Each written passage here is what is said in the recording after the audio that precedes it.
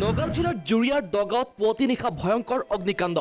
পুৱতি নিশা আনুমানিক 3:30 মান বজাত জুৰিয়াৰ ব্লকৰ সমীপৰ ব্লক মাৰ্কেটত সংঘটিত হৈছে এই অগ্নিকাণ্ড। অগ্নিকাণ্ডত 4খনকৈ দোকান ভস্মীভূত হোৱাৰ লগতে দোকানৰ বহুতো মূল্যৱান আচবাবসমূহ জুইত সম্পূৰ্ণৰূপে জ্বলা যায়। অগ্নিকাণ্ডটোত প্ৰায় 30 লাখ টকাৰ সম্পত্তি অগ্নিত জাহ গৈছে বুলি জানিব পৰা গৈছে। উক্ত দোকান কেইখন ক্ৰমে দুখনকৈ বাইক সাৰ্ভিসিং, কম্পিউটাৰ আৰু চাহৰ হোটেল বুলি জানিব পৰা গৈছে।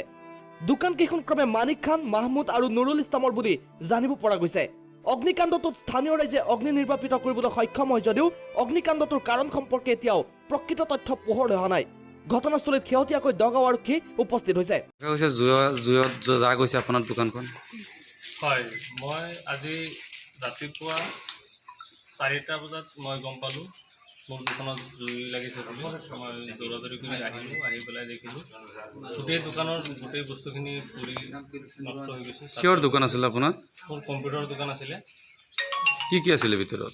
জেৰক্স মেচিন আছিলে, প্ৰিণ্টাৰ আছিলে, কম্পিউটাৰ আছিলে, লেপটপ আছিলে, ইপিনে আপোনাৰ ফ্ৰিজ আছিলে, ইনকিউবেটাৰ আছিলে।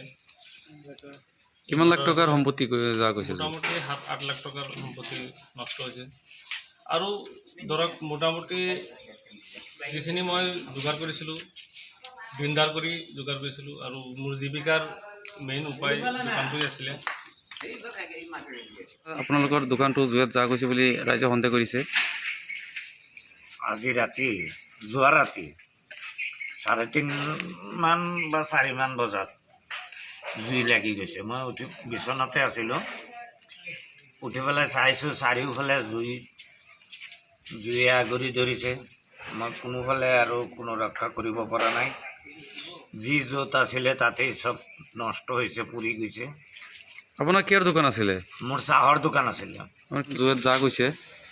হয়, দোকানখন আপোনাৰ যোৱা ৰাতি কেনেকুৱা আপোনাৰ জুইটো লাগিল সেইটো মই ক'বলৈ নোৱাৰিম। এতিয়া আপোনাৰ কি কৰিম, এতিয়াতো জ্বলি গ'ল, ক'বলৈ একো নাই, কৰিবলৈ একো নাই। কিমান লাখ টকাৰ সম্পত্তি আছিলে দোকানত?